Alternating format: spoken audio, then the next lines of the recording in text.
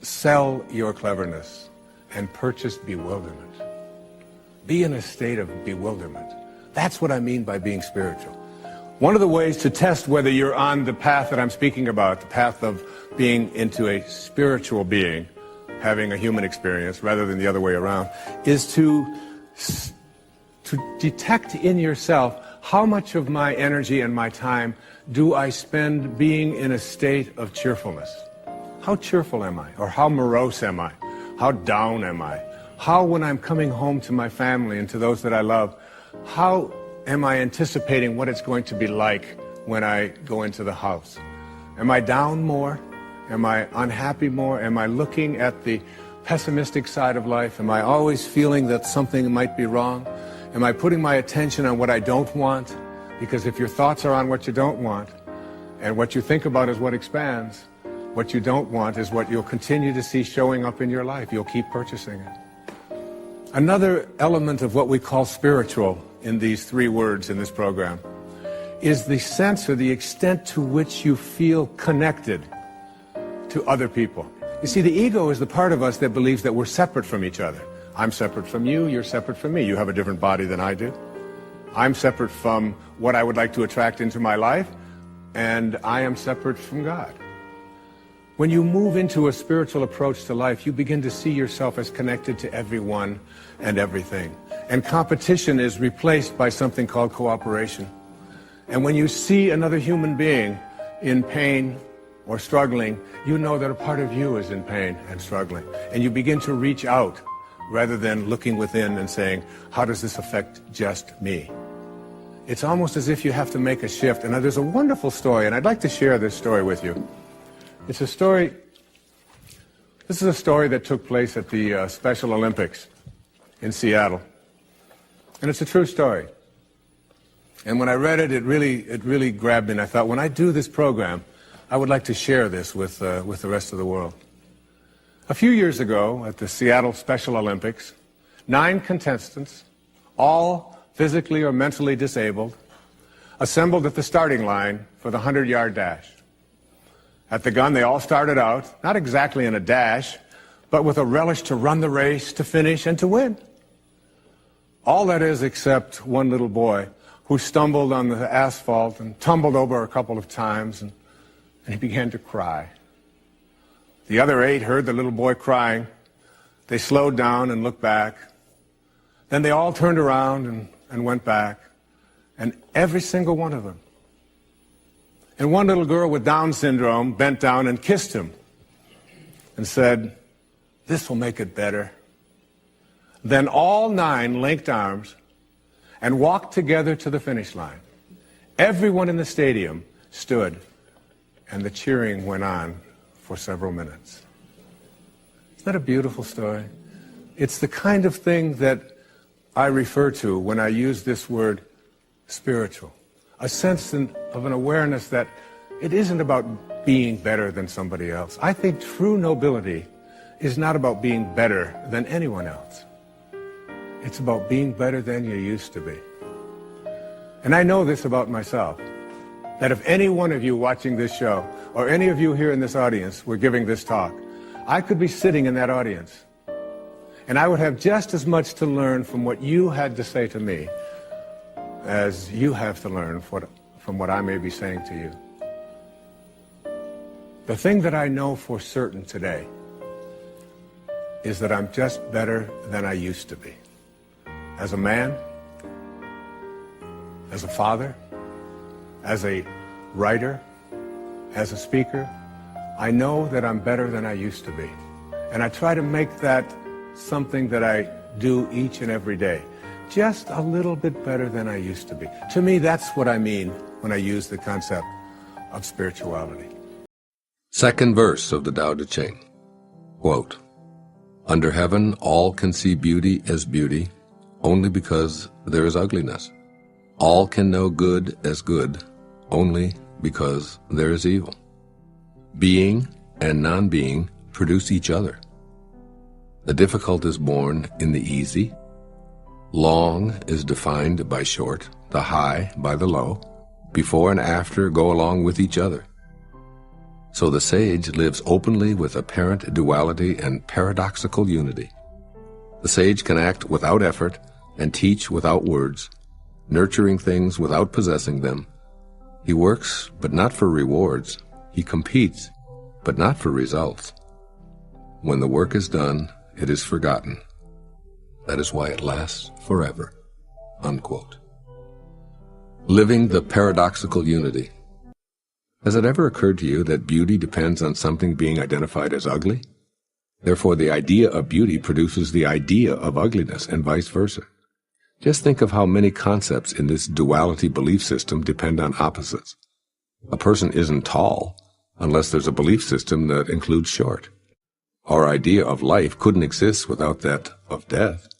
Day is the opposite of night. Male is the antithesis of female. What if you instead perceived all as a piece or a glimpse of the perfection of oneness? I think this is what Lao Tzu is suggesting with his description of the sage who lives openly with apparent duality and paradoxical unity. Imagine the perfect oneness coexisting in the apparent duality, where opposites are simply judgments made by human minds in the world of the 10,000 things. Surely the daffodil doesn't think that the daisy is prettier or uglier than it is, and the eagle and the mouse have no sense of the opposites we call life and death. The trees, flowers, and animals know not of ugliness or beauty. They simply are, in harmony with the eternal Tao, devoid of all judgment. As the sage lives openly with apparent duality, he synthesizes the origin with the manifestation without forming an opinion about it. Living without judgment and in perfect oneness is what Lao Tzu invites his readers to do. He invites our wisdom to combine perceived opposites and live a unified life. The perfection of the Tao is allowing apparent duality while seeing the unity that is reality. Life and death are identical. Virtue and sin are judgments needing both to identify either. These are the paradoxes of a unified life. This is living within the eternal Tao. Once the dichotomies or pairs of opposites are transcended, or at least seen for what they are, they flow in and out of life like the tides. Practice being a living, breathing paradox every moment of your life. The body has physical boundaries. It begins and ends and has material substance. Yet it also contains something that defies boundaries, has no substance, and is infinite and formless. You are both the Tao and the 10,000 things simultaneously. Let the contrasting and opposite ideas be within you at the same time. Allow yourself to hold those opposite thoughts without them canceling each other out. Believe strongly in your free will and ability to influence your surroundings, and simultaneously surrender to the energy within you. Know that good and evil are two aspects of a union. In other words, accept the duality of the material world while still remaining in constant contact with the oneness of the eternal Tao. The debilitating necessity to be right and make others wrong will soon diminish. I believe that Lao Tzu would apply the Tao Te Ching to today's world by suggesting the following. First, live a unified life. Enter the world of oneness with an awareness of the propensity to compartmentalize everything as good or bad, right or wrong, beautiful or ugly, are standards of the physical world, not the Tao. Contemplate the insight that duality is a mind game. In other words, people look the way they look, period. Criticism is not always necessary or helpful. See the unfolding of the Tao inside everyone, including yourself, and be at peace with what you observe. Be a good animal and move freely, unencumbered with thoughts about where you should be and how you should be acting. For instance, imagine yourself as an otter, just living your otterness. You're not good or bad, beautiful or ugly, a hard worker or a slacker. You're simply an otter, moving through the water or on the land freely, peacefully, playing and without judgment. When it's time to leave your body, you do so, reclaiming your place in the pure mystery of oneness. This is what Lao Tzu means when he says, when the work is done, it is forgotten. That is why it lasts forever. In other words, you don't have to leave your body to experience forever. It's possible to know your eternal self even in the embodied condition. When duality and judgment crop up, allow them to be a part of the perfect unity. When other people create dichotomies, you can always know oneness by practicing the Tao. Also, accomplish much by trying less. Effort is one piece of the whole. Another piece is non-effort. Fuse these dichotomies, and the result is effortless action without attachment to outcome. This is precisely how you dance with someone. You make an attempt, assume a position, listen to the music, and let go all at the same time, allowing yourself to easily move with your partner. Combine the so-called opposites into the oneness of being without judgment or fear. Labeling action as a fine effort implies a belief that trying hard is better than not trying. But trying itself only exists because of beliefs about not trying. Attempting to pick up a piece of trash is really just not picking up the trash. Once you've picked it up, then trying and not trying are irrelevant. Understand that you can act without the implied judgment of words such as effort and trying. You can compete without being forced to focus on outcome. Eliminating opposites paradoxically unifies them so that it is unnecessary to identify with one position. I imagine that in today's language, Lao Tzu would sum up this second verse of the Tao Te Ching in these two simple words. Just be. Do the Tao now. I did an interview yesterday on this cable vision channel, and this young man, he said to me, he's a young kid right out of school, he said to me, I'm going to ask you some really tough questions. I'm going to make you sweat. So I was just sitting there, he said, he started asking me things like, why should I buy your book? You know, and I said, I don't really care if you do. I just wrote it, and if it's out there, and if you want to get it, fine, and if you don't, that's fine with me too. And he said, well, how is your book different from anybody else's book, and what makes it better? And what do you say to all of the people out there who say that you're just peddling, positiveness and trying to make other people feel good, and you're making money off of that? I said, they may be right. I said, he said, that's what you tell them? I said, yeah. And then when we were off camera and we were walking out, he was a very nice young man. He said, boy, you just skirted right away from all of those tough questions. And I said, no, there's no such thing as a tough question when you are what Maslow called independent of the good opinion of other people. When you are beyond the need to be approved of, when you are beyond the need to have somebody else think that you're terrific, when you have slain your ego just a little bit. And believe me, I work on this hard, all right? And I'm just scratching the surface on it, all right? But as I get better and better at it, I find, in the Course in Miracle it says, if you knew, and underline knew as know, all right? If you knew who walks beside you at all times, you would never experience fear again. If you really knew that all the things that Deepak and I had talked about this afternoon, that this universal intelligence is there, that the universe will handle the details, that it's all perfect, that it's in order, if you really knew that, and weren't consumed with anything else related to your ego, you would be so free. It's like somebody would come up to you and call you a jerk, and you'd say, you got a good point there. And someone else would think that they didn't like the way you said that. You say, that's fine. And you're looking at two people, and many of your questions ask that. You're looking at two people who get a lot of criticism from our professional organizations, from people out there, from colleagues, from people who are disaffected with that, from fundamentalists, from it's all over the place. And it's like when you talked about those three things about purpose. When you know you're on purpose, it's like that old Chinese proverb, that the taller the tree, the harder the wind blows. The more you get up, the more wind you're going to see coming your way, and you just sort of let it go. It gets very peaceful. There are certain features that distinguish these people that I'd like to define for our audience. Sure, do it. The first one is that their internal reference point is not their ego, it's not their image, but it's their immortal spirit, which is without beginning and without end. The second is their internal dialogue is not, as Wayne was saying, what's in it for me? Their internal dialogue is, how can I help? The third is, that's a great mantra, by the way. How may I serve? How may I serve? How can I help? Because if that's dharma, if I can help, then everything that I do out there, give out there, it comes to me, back to me. Yeah. The third characteristic is that there is wisdom and security in insecurity. That one should factor in that life is, by definition, uncertain. And it's a miracle that sometimes in that field of uncertainty we introduce an intention and magically appears. But if we relinquish our attachment to all the time want things to be in a certain way instead of how they actually are, then that's struggle. There's an expression I heard a long time ago, I don't even remember who said it. The person said... Probably me. Yeah, probably. Maybe it is.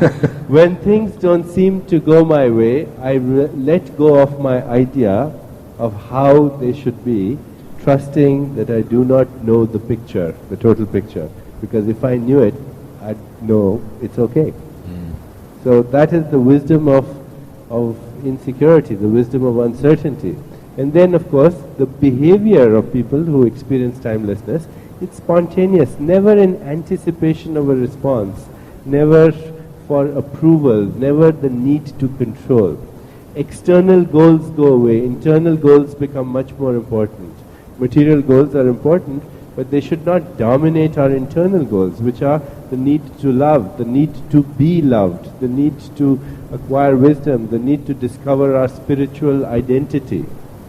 And then finally, as I said, it is that there is loss of fear of change.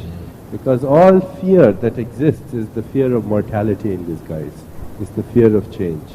Get in touch with that part of yourself, which is beyond change, and then there is no fear. It seems to me that fear would disappear in our lives completely if we knew that that divine omnipotence that flows through everything flows through us. If we really knew that and had that awareness and lived with it, that, then there's always, of course, the issue of do you just walk through life and not worry about anything, not be consumed with anything because everything's just all handled for you and just taken care of, or do you, as Jung put it, he said that's an enormous paradox that they talk about in the Gita, that's cleaving the opposites.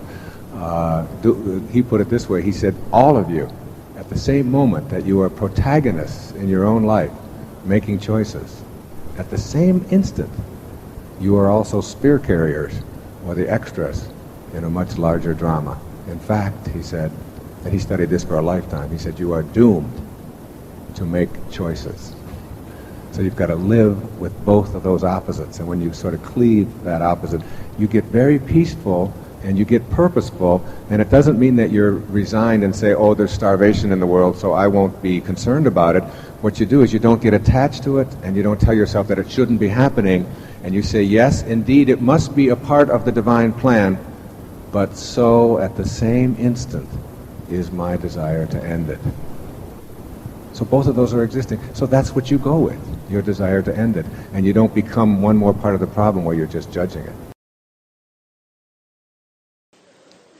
One man who came here from India in the early part of this century, his name was Vivekananda. He came here to, he was sent here really, and showed up in Boston, I think 1910, and wrote some beautiful things. He's really one of India's great saints. And he had these to say, I used this at the beginning of the third part of Your Sacred Self. He said, the blossom vanishes of itself as the fruit grows. So will your lower self vanish as the divine grows within you. Just like a blossom vanishes as the fruit emerges, so will the lower self vanish as the divine grows within you. And the divine is not some religious message, some orthodox thing that you have to memorize. The divine is that thing that Pierre Teilhard called the glue that holds the entire universe together, something called love. And that's what it's really all about. And this love is really the very thing that holds your life together. Did you ever think about the moment that you die and head back to nowhere, that your body begins to disintegrate? This thing turns into dust, and the instant that life leaves it, it starts to... So what is it that was holding it together and keeping it from doing that? There is something holding you together and keeping it from just turning into dust. And that thing that holds it together and allows you to be whole is this force that is invisible and in another dimension. And it's getting to know this force that is at the uppermost in my consciousness. And when you understand that when you come to trust in yourself, or trust in this inner divine part of yourself that is not physical, when you trust in the noticer rather than that which you notice, that you're really, when you come to trust in yourself, you're really trusting in the very wisdom that created you.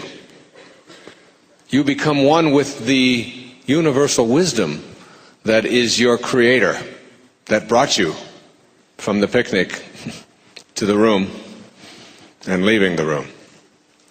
See, what we have to learn to do is abandon the paradigm that other people or other things or other circumstances are responsible for our life, and instead know that we chose it. And we must learn to develop an inner candle flame that never flickers, though the worst goes before us. And that inner candle flame tells us in our logical mind that if I have a problem inside, then the solution has to be where the problem is. So I will stop looking out here for the solutions to anything that's going on in my life that isn't working, and begin to ask myself, how am I processing my world? And some of the things that we've been handed are that other people are responsible for our lives, that your talent is handed to you and it's dispersed in certain amounts, and there's certain things that you can do and certain things that you cannot do. We've been taught that more is better and that we should chase after things while our higher self is always saying just be peaceful. We've been taught that the petty tyrants who show up in our lives are people that we should ignore and we should hate. I want to tell you something. The most influential person in my life was the most tyrannical. The man who abandoned me when I was just a few months old, who put my mother in a hospital on several occasions with his beatings, who spent 5 years in prison for stealing from the blind, selling their things and keeping the money, who walked away from a family of 3 boys during a depression, and never paid a cent in child support and stole from everyone he came around, who required me to go into an orphanage for the first 10 years of my life and never showed up once to even say hello or I'm your father, who then visited that same abuse on 5 additional women and died in New Orleans in 1964 of cirrhosis of the liver as a pauper, and had his body shipped to Biloxi, Mississippi, was my father. This petty tyrant who showed up in my life was someone that I had grown up and been taught to hate. But when I found myself at his grave in 1974, just a few months before I wrote Erroneous Zones, I had a transformational epiphany, a natohi, a great awakening, a great seeing, when I was able to forgive my father. And in the process of forgiving my father, I was introduced to enlightenment and was able to get my life on purpose once and for all. The end result was that my life absolutely turned around, and we are here tonight sharing in whatever I have to share with you because of that experience. And this petty tyrant, who so many of us think shouldn't have showed up in our life, the abuse that we had, the abandonment that we experienced, the relationships, the people who screwed us badly, the people who owe us money, who stole from us and all of that, we don't understand that it's all in order. Number one regret that people had, people who were dying, who knew that they were crossing over and making their transition, the top regret was I wish I'd have had the courage to live the life that I knew I was destined to live. In other words, that I had a purpose, that I knew that there was something greater that I came here to do, that I signed up for something other than just to fit in and to go along and to follow somebody else's rules. And most of us are not, don't allow ourselves the freedom to listen to those internal callings, those things that we all feel are just so important to us. I can give you two examples of the two most significant moments in my life that I can think of, other than the birth of my children and all those wonderful things that took place. But I went to my father's grave in 1974, a man that I just hated. I was filled with rage and antipathy and anger towards. And I was called to go there at the age of 34. And I went there because I was just angry. I wanted to make a connection. I just couldn't believe that this man, he'd been dead for 10 years and I had just found out. And I stood on his grave for the longest time just cursing and being angry. And I went back to my car. It was down in Biloxi, Mississippi. And I got into the rental car to drive back to New Orleans, and then I was going to fly back up to New York because I was a professor at St. John's University in New York City.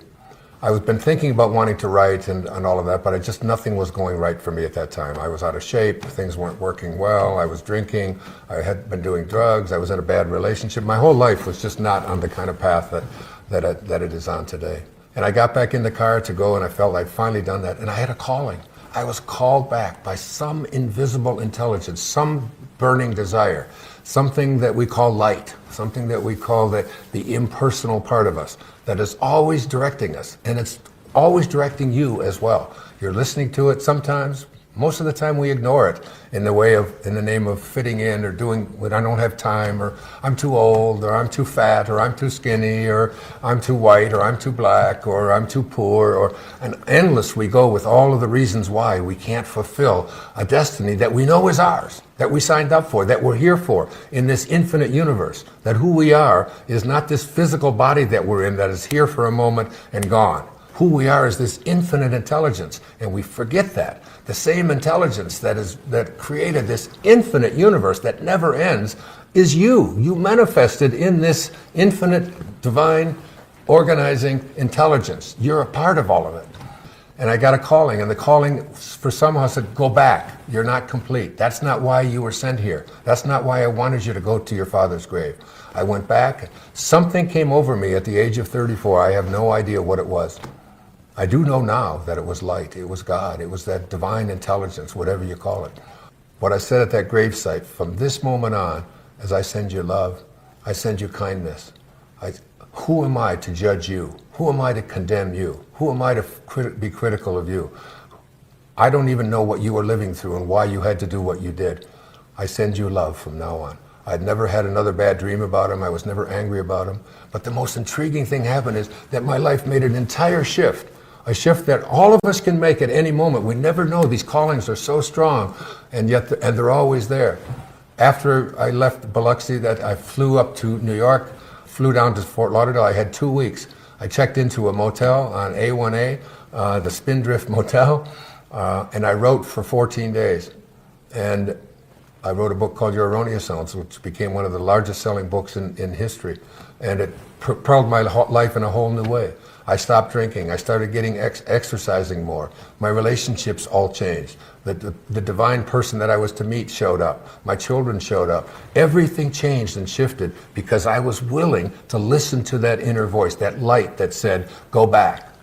Another time, just a few years later, it was 1976, I was driving on the Long Island Expressway from where I lived in Huntington, New York, into the city. I was about to receive tenure, which at that time I was 36 years old. I had written 3 textbooks. I was a star there as far as they were concerned. I was going to begin, to live a life in which I was going to be a professor for the rest of my life. Tenure, guaranteed employment for the rest of my life, something that everybody at the university longs for. I was ready for it.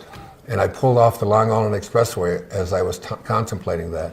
And I sat on the side of the shoulder there for about a half an hour, just watching the cars go by, wondering and asking myself, do I really want to get tenure and stay here and do what I've been doing I've already done this. I know how to do it. Am I going to be in the same office doing the same thing? Am I going to live 90 years, or am I going to live 1 year 90 times over and over again?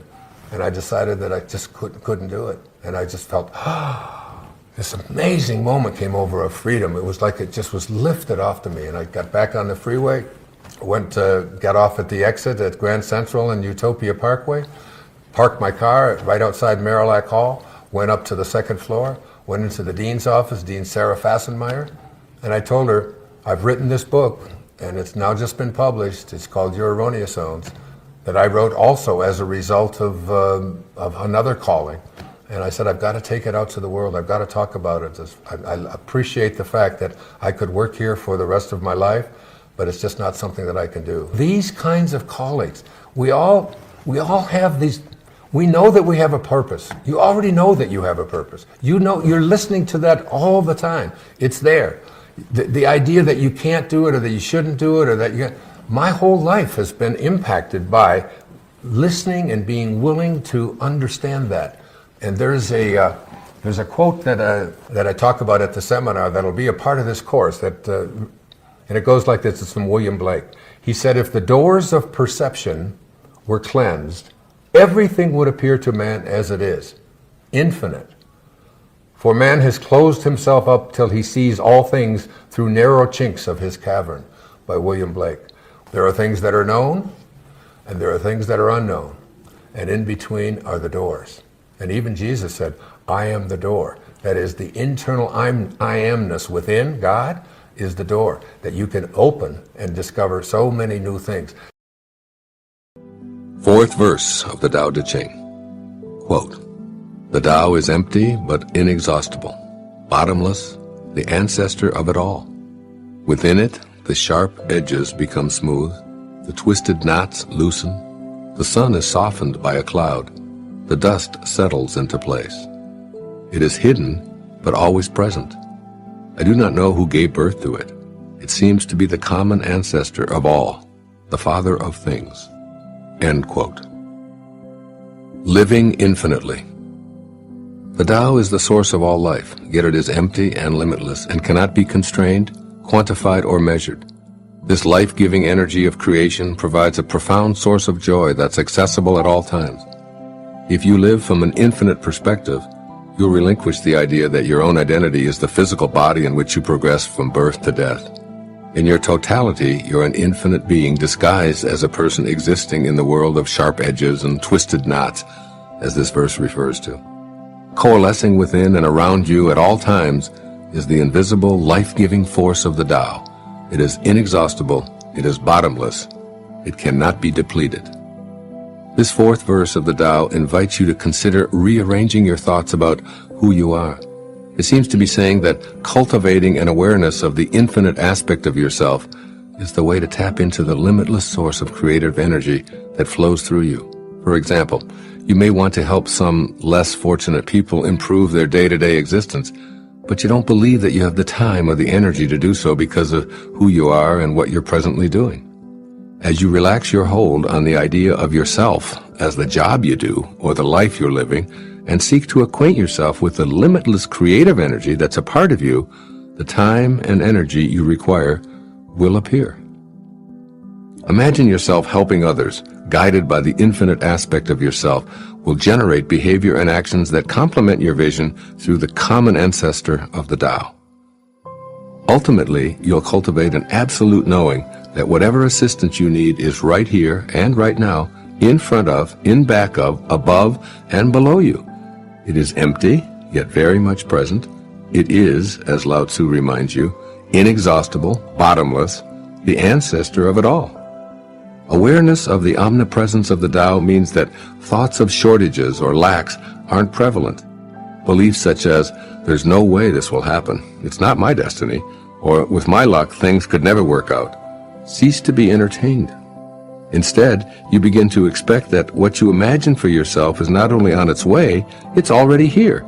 This new self-portrait based on the cooperative presence of the invisible Tao elevates you to living an inspired life, that is, one of being in spirit or in unending touch with the Tao. When you live infinitely, The rewards are a sense of peaceful joy because you know that all is in order. This is what I imagine Lao Tzu's ancient words mean in our modern era. First, consider all things that seem to be a problem from the perspective of the eternal Tao. Believing that there's a shortage of prosperity is a signal to think in terms of the inexhaustible source, the Tao. Just like everything else on our planet, money is available in limitless quantities. Know this and connect to the bottomless supply. Do it first in your thoughts by affirming, everything I need now is here. Prosperity thoughts are energetic instructions to access your infinite self, so actions will follow them. Take this same approach, staying in harmony with the Tao, to all of your problems, for there's an all-encompassing supply of well-being to partner with. So rather than giving energy to illness and perceived misfortunes, stay with the Tao. Stay with what can never be used up. Stay with that which is the Father of all things, the creative source of it all. It will work with and for you, as you have it in your thoughts, then in your feelings, and finally, in your actions. And secondly, be an infinite observer. When acknowledged as a sign of change, worry is transitory. It's simply part of the world of the changing. If you view your life from the vantage point of an infinite observer, concerns, anxieties, and struggles blend into the eternal mix. From this ageless perspective, picture how important the things you feel depressed about now will be in 100, 1,000, 1,000,000, or an uncountable number of years. Remember that you, like the infinite Tao from which you originated, are part of an eternal reality. Rearrange your thoughts to practice thinking in alignment with the Tao. With the assistance of the eternal Tao, all of the sharp edges of life smooth out, the knots loosen, and the dust settles. Try it. Do the Tao now. Pick a situation today. Any situation will work, and instead of verbally responding, be silent and listen to your thoughts. For example, in a social gathering or business meeting, choose to seek the emptiness found in silence in order to be aware of your infinite self. Invite it to let you know when or whether to respond. If you find your worldly ego interpreting or judging, then just observe that without criticizing or changing it, you'll begin to find more and more situations where it feels peaceful and joyful to be without response, just to be in the infinity that's hidden but always present. You might want to duplicate this advice of my teacher, Nisargadatta Maharaj, and post it conspicuously so that you can read it daily, as I do. Quote, "Wisdom is knowing I am nothing. Love is knowing I am everything. And in between the two, my life moves." Unquote. And while you're living, stay as close to love as you can. Fifth verse of the Tao Te Ching. Quote, "Heaven and earth are impartial. They see the 10,000 things as straw dogs. The sage is not sentimental. He treats all his people as straw dogs. The sage is like heaven and earth. To him none are especially dear, nor is there anyone he disfavors. He gives and gives without condition, offering his treasures to everyone. Between heaven and earth is a space like a bellows, empty and inexhaustible. The more it is used, the more it produces. Hold on to the center. Man was made to sit quietly and find the truth within." Unquote. Living impartially. The Tao does not discriminate, period. Like heaven and earth, it is impartial. The Tao is the source of all, the great invisible provider. It doesn't show preference by giving energy to some while depriving others. Rather, the basic life-sustaining components of air, sunshine, atmosphere, and rain are provided for all on our planet. By choosing to harmonize our inner and outer consciousness with this powerful feature of the Tao, we can realize the true self that we are. The true self is our unsentimental sage aspect that lives harmoniously with the Tao. This aspect doesn't view life in one form as more deserving than another, and it refuses to play favorites. Or, as Lao Tzu states, he treats all his people as straw dogs. Lao Tzu uses this term to describe how the Tao, as well as the enlightened ones, treats the 10,000 things that comprise the world of the manifest. In Stephen Mitchell's translation of the Tao Te Ching, he explains that straw dogs were ritual objects venerated before the ceremony, but afterward abandoned and trampled underfoot. In other words, Taoism reveres and respects existence impartially as an ebb and flow that is to be revered and then released. With impartial awareness, the sage genuinely sees the sacredness within all the straw dogs in this ceremony we call life. This fifth verse encourages us to be aware of this unbiased source and, as a bonus, to enjoy the paradoxical nature of the Tao. The more rapport we have with the energy of the Tao and the more we're living from its all-creating perspective, the more it's available to us. It's impossible to use it up. If we consume more, we simply receive more. But if we attempt to hoard it, we'll experience shortages ourselves, along with the failures of having even a wisp of understanding. The Tao and its inexhaustible powers paradoxically disappear when we attempt to exclude anyone from its unprejudiced nature. The varied forms of life are illusory, as far as the Tao is concerned, so no one is special or better than anyone else. This sentiment is echoed in the Christian scriptures, quote, God sends rain on the righteous and the unrighteous. Matthew 5:45, unquote. Practicing impartiality is a way to incorporate this fifth verse of the Tao Te Ching into your life and to practice its wisdom in today's world. To that end, this is what I believe Lao Tzu was trying to impart to us from his 2,500-year-old vantage point. First, stay in harmony with the impartial essence of the Tao in all of your thoughts and all of your behaviors. When you have a thought that excludes others, you've elected to see yourself as special and therefore deserving of exceptional favor from your source of being. The moment you've promoted yourself to this category, you've elevated your self-importance above those whom you've decided are less deserving. Thinking this way will cause you to lose the all-encompassing power of the Tao. Organizations, including religious groups, that designate some members as favored aren't centered in the Tao. No matter how much they attempt to convince themselves and others of their spiritual connection, the act of exclusion and partiality eliminates their functioning from their true self. In other words, if a thought or behavior divides us, it's not of God. If it unites us, it is of God. Stay centered on this Tao that resides within you, Lao Tzu advises, and you'll never have a thought that isn't in harmony with spirit. And secondly, offer your treasures to everyone. This is what the Tao is doing at every moment, offering to all the entire spectrum of creation. Think of this as a simple three-step process. 1. Eliminate as many judgments of others in your thoughts as possible. The simplest, most natural way to accomplish this is to see yourself in everyone. Remember that you and those you judge share one thing in common, the Tao.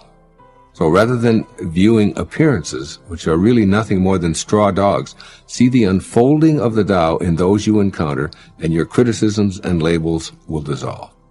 And 2, remove the word special from your vocabulary when you refer to yourself or others. If anyone is special, then we all are. And if we're all exceptional, then we don't need a word like that to define us, since it clearly implies that some are more favored than others. And 3, finally, implement the third step of this process by extending generosity through living the Tao impartially and connecting with the inner space of being the Tao. In this space, you'll be able to be unbiased about your possessions, recognizing that they're not exclusively yours, but are rather a part of the entirety.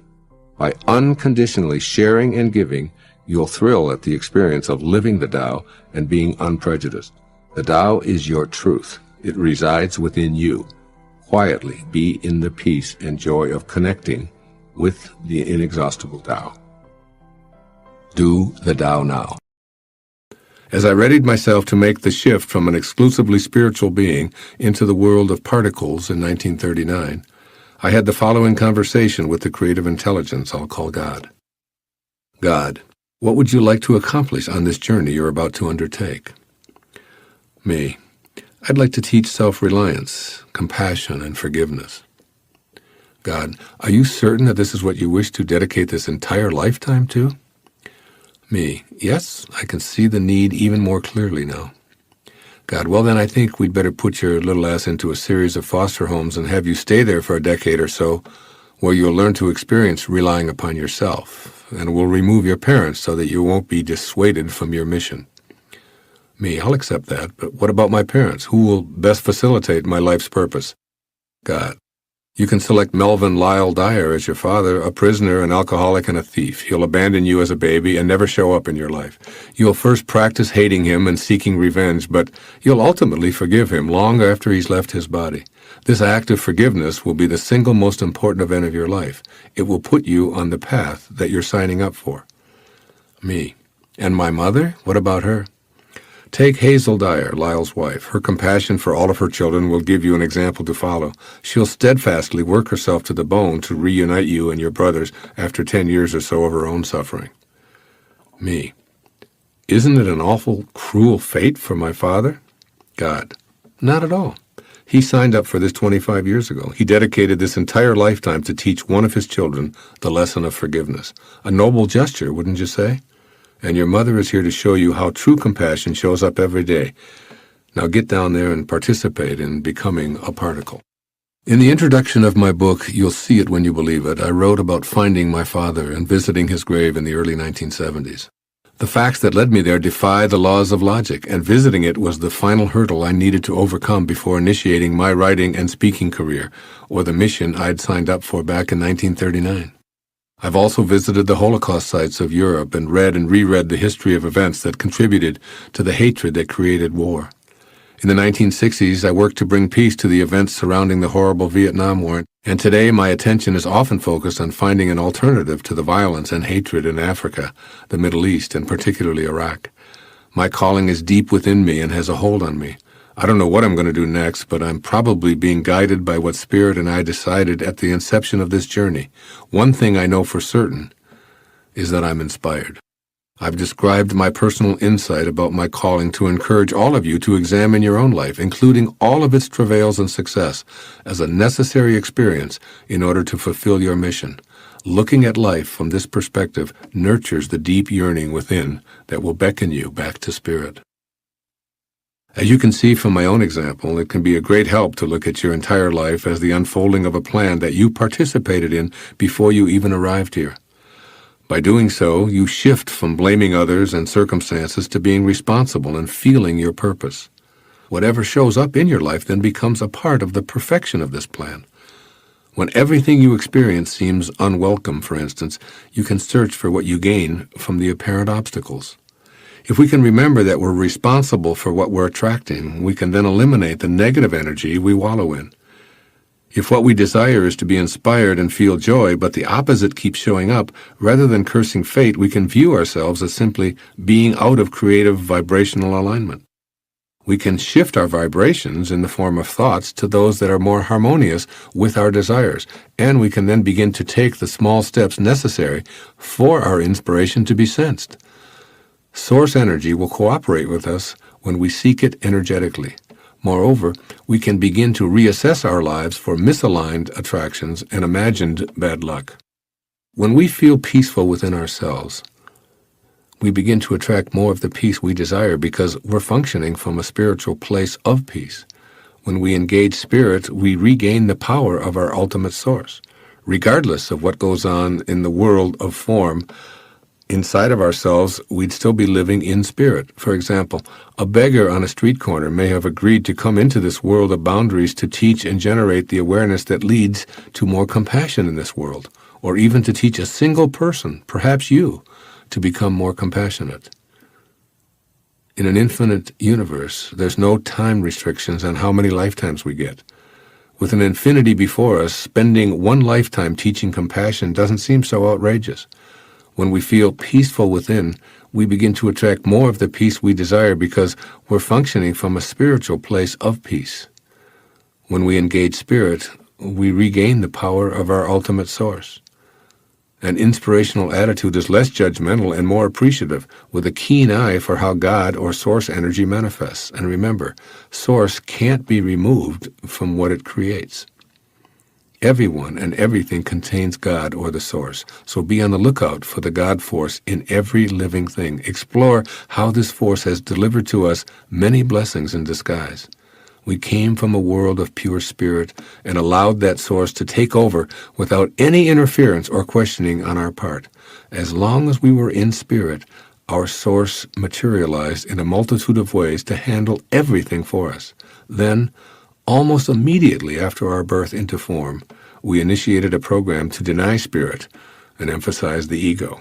But now, as you listen to these words, you're on the threshold of dropping ego identity and returning to a life where inspiration awaits you.